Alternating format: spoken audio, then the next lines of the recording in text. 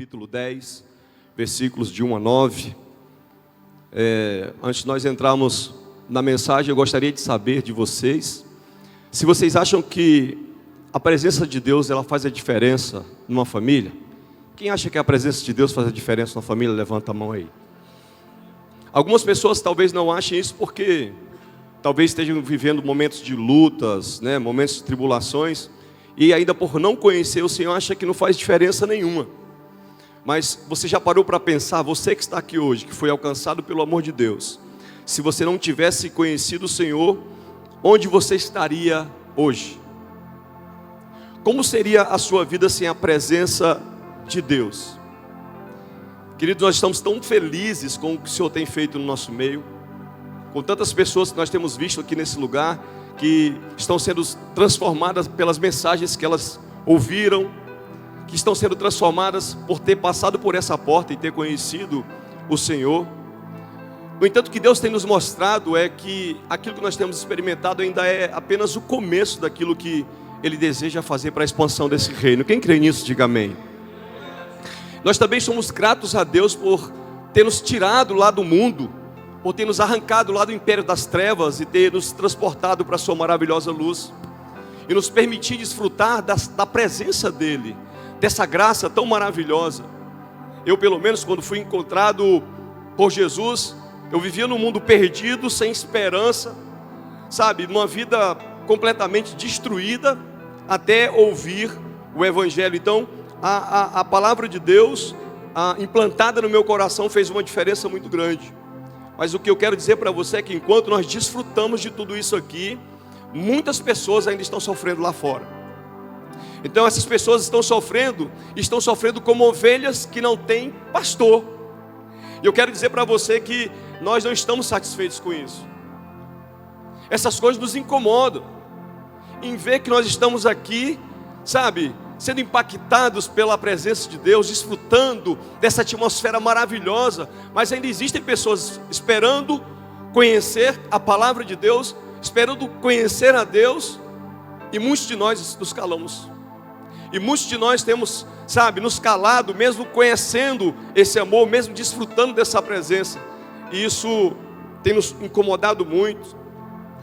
Nós estamos debaixo de uma palavra, queridos, uma palavra onde Deus disse que nós deveríamos nos preparar para a expansão e para o crescimento que está vindo. E nós entendemos que esse crescimento não tem nada a ver com a ampliação do templo. Nós entendemos que esse crescimento não tem nada a ver, com alargar as nossas tendas, ampliar o templo, para que as pessoas que já estão aqui, são muitas, tenham um certo conforto. Nós entendemos que isso tem a ver com a conquista das pessoas que ainda estão perdidas lá fora. Nós entendemos que isso tem a ver com aquelas pessoas que ainda precisam conhecer o Evangelho. Então, por isso, nós estamos vivendo um momento muito importante na nossa igreja. Um momento onde nós estamos trabalhando para conquistar mais almas. Conquistar ainda mais almas. Por isso, como filhos, nós queremos corresponder a esse chamado do Pai como igreja e cumprir o nosso propósito. Qual é o nosso propósito? Diga ir, diga mais forte ir, e pregar o Evangelho. Queridos, não me responda, mas quem tem mais de 5 anos de crente, só levanta a mão, que eu vou fazer uma pergunta para você. Agora abaixe. Quem tem mais de 10 anos de crente, levanta a mão. Muita gente. Quem tem mais de 20 anos de crente? Jesus, muita gente. Pode abaixar a mão. Por que eu estou perguntando isso para você? Porque eu queria saber, durante todo esse tempo que você recebeu Jesus como Salvador, quantas almas você já ganhou para Jesus? Quantas pessoas já tiveram a vida delas transformadas através da sua vida, a partir daquilo que Deus fez na sua vida, a partir do seu testemunho, a partir da palavra, de fé que você carrega dentro do seu coração, depois que você encontrou Jesus? Essa é uma pergunta para se refletir, porque Deus não nos chamou apenas para vir desfrutar da presença dEle. Deus não nos chamou apenas para vir desfrutar das bênçãos, para desfrutar de milagres, para desfrutar de cura, libertação, de ver o sobrenatural, de ser impactado muitas vezes pela palavra, se nós não cumprimos o nosso propósito como igreja. Quem está me entendendo? Então eu lembro da minha conversão, pastor Jônia. Eu lembro do impacto que isso causou na minha vida. E lembro da forma que o Espírito Santo me tomou. Logo eu comecei a andar com pessoas, sabe, maduras na fé. Logo eu comecei a colar em pessoas que conheciam a palavra. E eu fui, sabe, com uma fome, com uma sede. E aqui tem pessoas que me conhecem antes da minha conversão e no início da minha conversão. E eu lembro como Deus colocou compaixão no meu coração pelos perdidos. Eu lembro como Deus colocou amor pelas almas. Então eu era novo convertido, eu nem tinha experiência com Deus, mas eu já saía nos hospitais pregando o Evangelho. Eu já saía nas praças pregando o Evangelho. Sabe, eu ia para os presídios pregar o Evangelho. Aquelas pessoas mais rejeitadas, a escória da sociedade, aqueles que ninguém queria estar perto, eu chegava com amor para aquelas pessoas e falava do que Jesus tinha feito na minha vida. Eu nem conhecia muito a palavra de Deus, mas eu dizia o que Deus tinha feito na minha vida. E muitas pessoas, eu falo isso debaixo de muito temor, sabe, eu falo isso debaixo de muito temor, e para a glória de Deus, muitas pessoas foram transformadas a partir daquilo que Deus colocava no meu coração para falar. Deixa eu falar uma coisa para você, não perca a oportunidade de pregar a palavra, porque você não conhece ela profundamente. Se você não souber, se você não conhecer muito, faz o seguinte: fala apenas aquilo que Deus já fez na sua vida, e isso vai ser o suficiente para que algumas pessoas queiram conhecer Jesus. Eu posso ouvir um amém? Vamos fazer esse combinado aqui? Talvez você ainda não tenha pregado para ninguém, e talvez você vai ter uma última oportunidade. Eu lembro que eu ganhei um rapaz que trabalhava comigo no aeroporto, nessa época. Eu passei um ano orando por esse rapaz, e esse rapaz se converteu. E esse rapaz tinha um amigo que ele dizia: vou ganhar esse meu amigo para Jesus. Só que esse rapaz, ele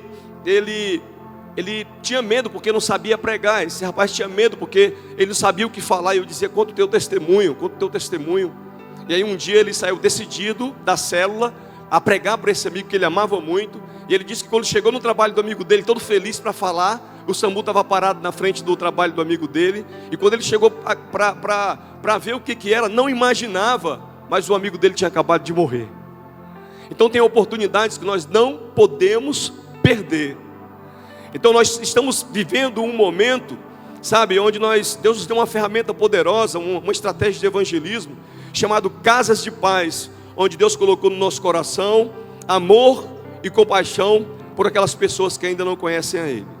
Nós já estamos orando já há algum tempo e começamos a colocar em prática aquilo que o Senhor quer que nós façamos. E ontem nós lançamos esse projeto aqui para toda a igreja. Ontem nós estivemos aqui, demos um treinamento para aquelas pessoas que vão fazer parte, para as duplas que vão fazer parte desse projeto. E agora eu quero que você leia comigo o texto de Lucas capítulo 10, porque essa estratégia, essa ferramenta que Deus nos deu, foi baseada nesse texto. Vamos lá? Projetado na tela. Vamos lá, diz assim: dito isto, o Senhor designou outros 72 e os enviou de 2 em 2 adiante dele a todas as cidades e lugares onde ele estava prestes a ir. Preste atenção, ele estava prestes a ir. E lhes disse: a colheita é grande, mas os trabalhadores são poucos. Peçam, portanto, ao Senhor da colheita que envie trabalhadores para a sua colheita. Jesus disse: vão, e os enviou como cordeiro no meio de lobos. E disse: não levem nem saco de viagem, nem sandálias, e não saiam de ninguém pelo caminho. Quando entrarem em uma casa, diga primeiro: paz seja esta casa. Se ali houver um homem de paz, a paz de vocês repousará sobre ele. Caso contrário, a paz voltará para você. Fiquem naquela casa e comam e bebam, pois o trabalhador é digno do seu salário. Não fiquem mudando de casa em casa. Quando entrarem na cidade e forem bem recebidos, comam o que for posto diante de vocês.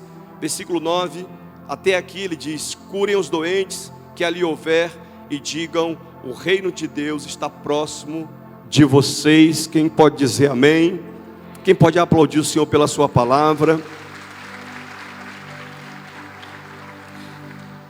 Queridos, o texto diz que Jesus, ele pega os 72 discípulos e ele envia eles para que eles visitem outras cidades e aldeias.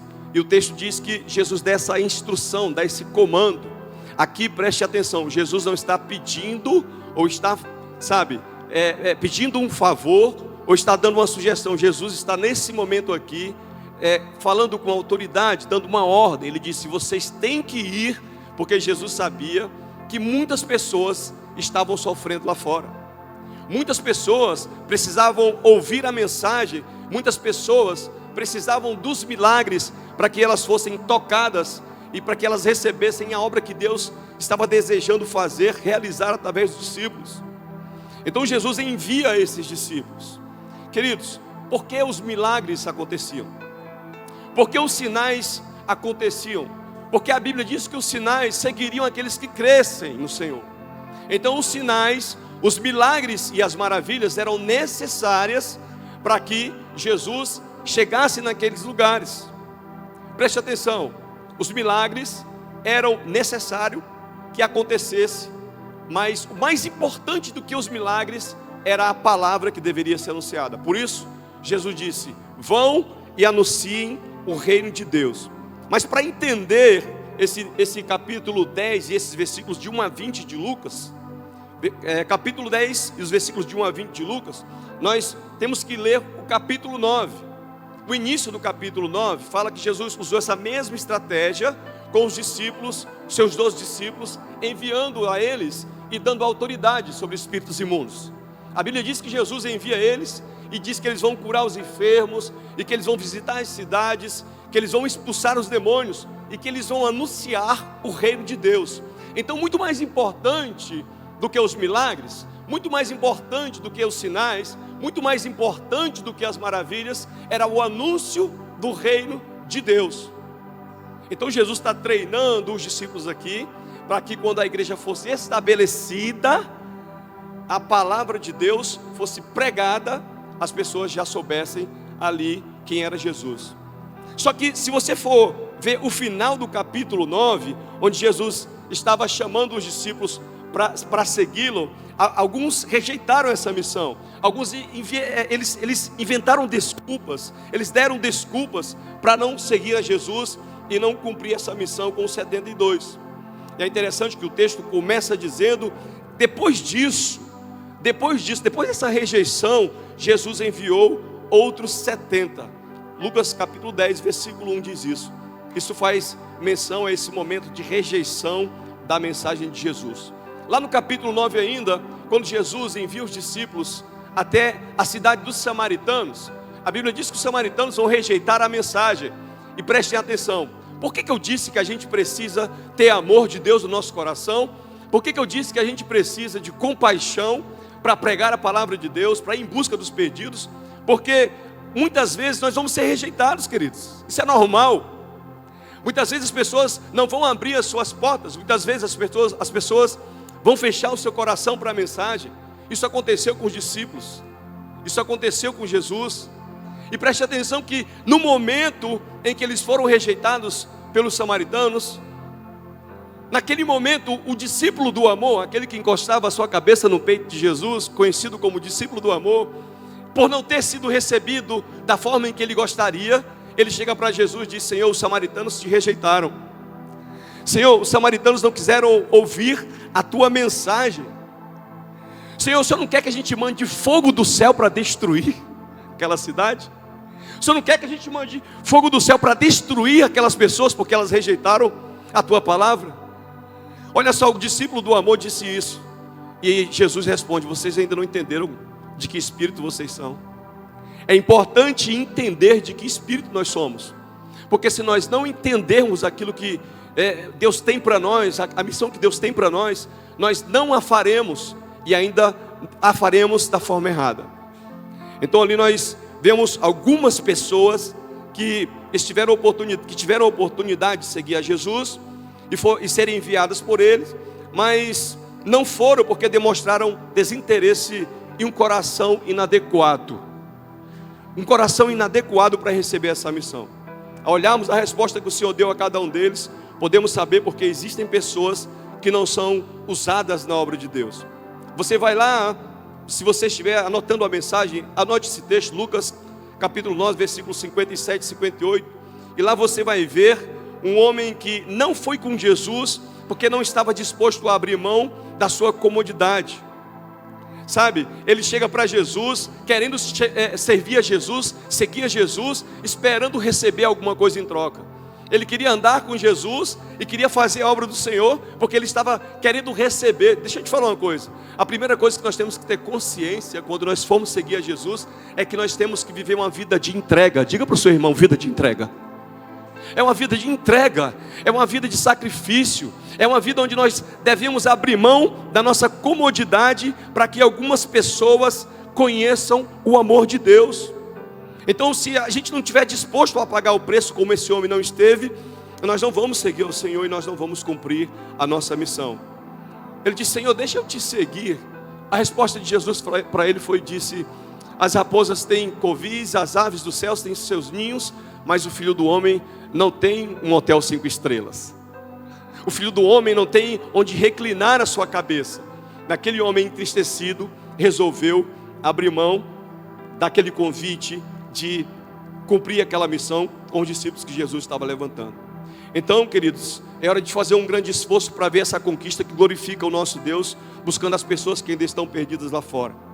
Então esse projeto Casa de Paz não é um projeto pessoal que vai trazer benefícios a uma ou a outra pessoa. Esse projeto é um projeto que vai glorificar o nome do Senhor Deus, o nome do Senhor Jesus. Coloque isso no seu coração. Não é um projeto pessoal, mas é um projeto que vai glorificar o nome do Senhor. Outro candidato que perdeu a oportunidade, porque ele não estava disposto a tratar o chamado como prioridade, sabe, ele não entendeu a urgência do chamado, está em Lucas capítulo 9, versículos 59 e 60. Ele queria primeiro enterrar seu pai. Olha o que ele disse para o Senhor Jesus: Senhor, eu vou te seguir, mas deixa-me primeiro ir sepultar o meu pai. Aí você olha para o texto e diz: mas ele estava certo, ele amava o pai dele, ele queria ter, sabe, aquele último momento com o pai dele. Mas se você for estudar o texto, se você for entrar no texto direitinho para ver, esse homem aqui é alguém que está dando apenas uma desculpa, porque seu pai nem morrido ainda havia. Então ele está dizendo: Senhor, deixa o meu pai viver o tempo suficiente, eu quero aproveitar esse tempo com ele, sabe, depois que o meu pai morrer, sabe, quando eu enterrar meu pai, aí Senhor, eu vou te seguir, eu vou cumprir esse ID, eu vou anunciar a palavra àquelas pessoas que estão necessitadas, sofrendo lá fora. Mas na verdade, o pai desse homem ainda nem havia morrido. Se isso tivesse acontecido, certamente Jesus teria permitido que ele fizesse isso. Entretanto, esse homem usou o cuidado de seu pai como uma desculpa para não servir a Deus. Agora, diferente desse homem, talvez muitas pessoas estão aqui hoje que sabem e reconhecem seu chamado, estão inventando muitas desculpas para não servir ao Senhor.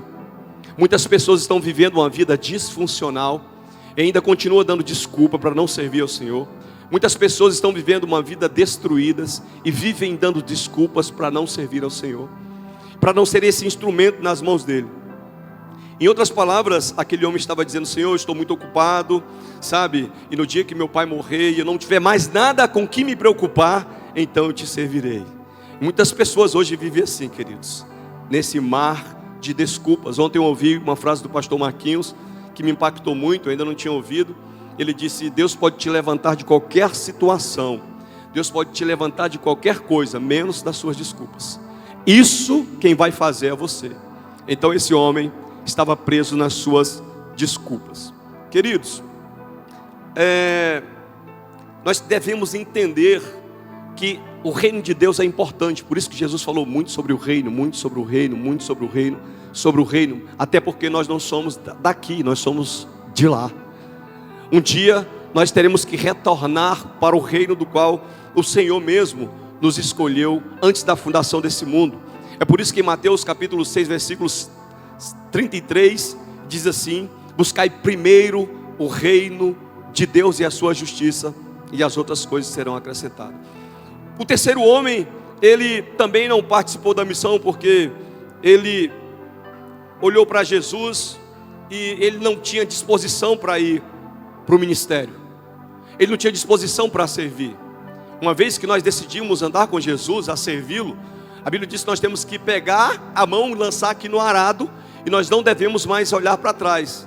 E esse terceiro homem aqui, ele não estava disposto a seguir a Jesus. Então em Lucas capítulo 10, Jesus pega aquela estratégia que ele tinha dado aos 12, e aí ele vai enviá-los. Queridos, deixa eu perguntar uma coisa para vocês.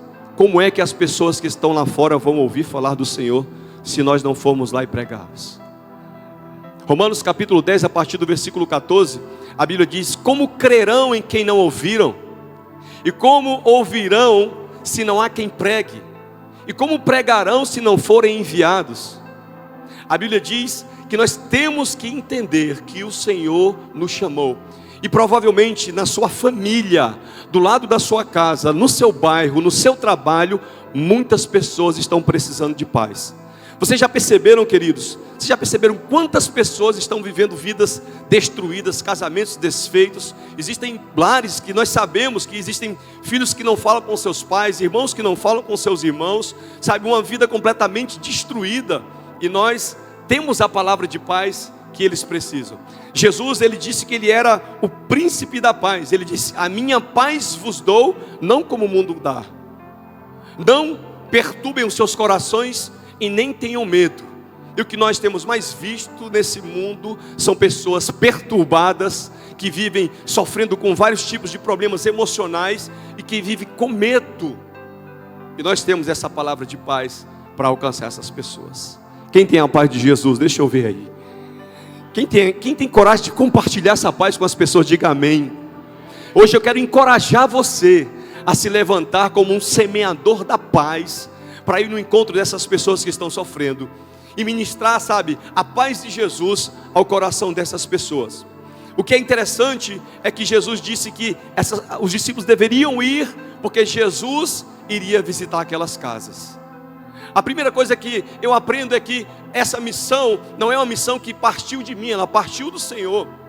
A segunda coisa que eu tenho que entender é que Jesus não está me pedindo, Ele está me dando uma ordem. A terceira coisa é que eu estou indo na autoridade dEle. Ele disse: vocês vão, porque depois eu vou visitar essas casas. Então os discípulos deveriam ir antes. Se você chegar antes, se você preparar aquela casa antes, deixa eu te falar uma coisa: Deus, Ele é poderoso o suficiente para salvar e transformar a vida daquelas pessoas. Queridos, nós temos testemunhos e vários testemunhos de pessoas que foram impactadas, tiveram suas vidas transformadas no Casas de Paz. Então, o que os discípulos precisavam entender é que eles precisavam ir. Agora preste atenção, nós já começamos esse projeto orando, já tem uns dias que nós estamos orando. Nós vamos orar ainda algumas semanas, orar e jejuar pelas famílias e pelas pessoas que estão sendo enviadas. Nós vamos orar para que Deus envie trabalhadores. Olha o que Jesus disse: vamos rogar ao dono da seara para que ele mande trabalhadores, porque a colheita é grande, a seara é grande, poucos são os trabalhadores. Nós temos ceifeiros do Senhor nessa manhã aqui, deixa eu ver. Nós temos trabalhadores da obra do Senhor. Queridos, nós temos que nos levantar como um exército e alcançar essas pessoas. Sabe, os discípulos fizeram essa obra, sabe, agora chegou a nossa vez. Você pode repetir isso comigo? Chegou a nossa vez. Jesus fez. Repita comigo: Jesus fez. Os discípulos fizeram. Agora é a nossa vez. Vamos levantar as duas mãos para os céus e aplaudir o Senhor, porque nós entendemos isso. Sabe, nós somos essa resposta de Jesus para essa geração. Jesus disse: vamos orar para que o Senhor mande os trabalhadores. Então muitos dos que estão aqui nessa manhã entenderam essa mensagem, vão se levantar como trabalhadores, como alguém que está disposto a ser uma resposta dessa oração de Jesus e da igreja para aquelas pessoas que estão perdidas ainda lá fora. Então Deus conta com nós, Deus conta conosco, e nós precisamos nos dispor para ir e entender. Nós temos que compreender isso, tem que descer no nosso coração, que nós estamos sendo enviados para essa missão, como foram os 72 de 2 em 2. O texto diz que Jesus enviou os 72 e agora Jesus está nos enviando. Sabe, você precisa estar disposto a se envolver com essa missão de levar paz, sabe, aos quatro cantos dessa cidade. Ou você também vai se esquivar como aqueles 3 homens se esquivaram? Ou você vai continuar dando desculpas? Pastor, eu preciso de ajuda. Está certo que algumas pessoas não podem ir porque ainda não tiveram esse encontro real com Deus, não tiveram a sua vida transformada, mas aquelas pessoas que já tiveram, essas pessoas, elas têm o aval de Deus para ir e tocar o coração dessas pessoas e levar paz para esses lares que estão destruídos. Deixa eu fazer uma pergunta para você. Será que o Senhor pode contar com você para essa missão?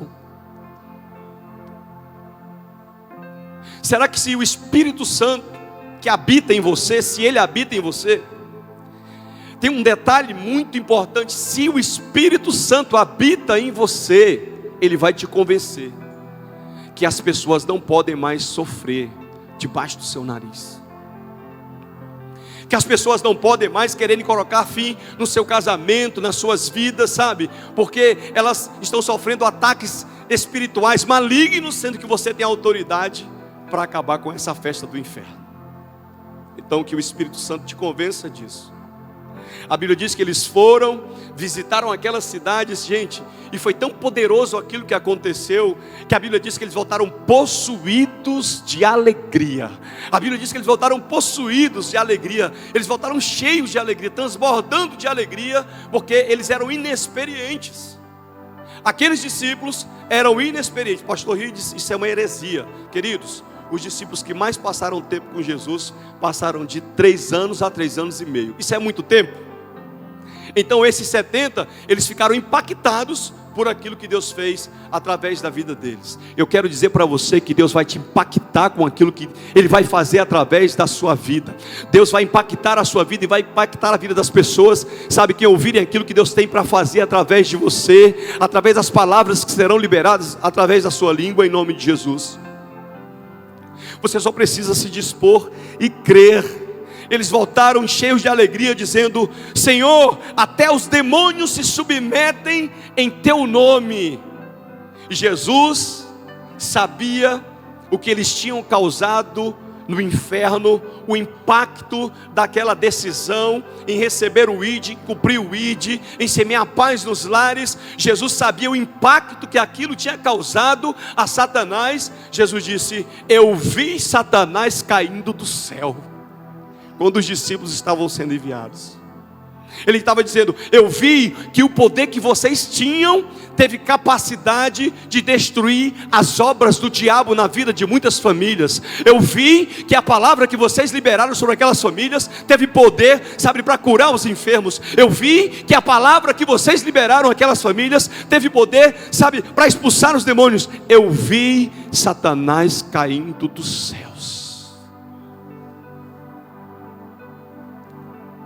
O Senhor contou com aqueles discípulos, mas hoje o Senhor conta comigo e contigo.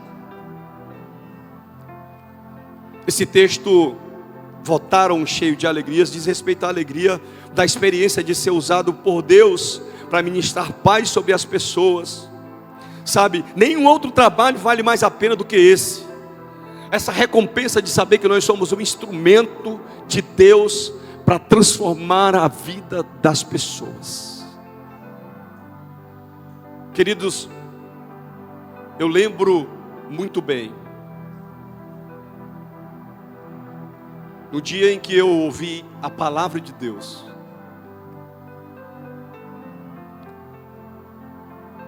Aquilo entrou no meu coração, como o escritor aos Hebreus fala, ela é uma espada muito afiada, de tal forma que todos os meus argumentos foram quebrados, todos os meus pecados, aquilo que me prendia, sabe, não que eu deixei de ter pecados, mas todos os pecados que me prendiam, sabe, não tinham mais poder sobre a minha vida, sabe, toda a crise de identidade que eu tinha se acabou ali. Não, eu nasci para servir a Deus, e eu não fiquei na igreja, sabe, ir no mundo, na igreja, ir no mundo, na igreja, ir no mundo, como tem muita gente que vive.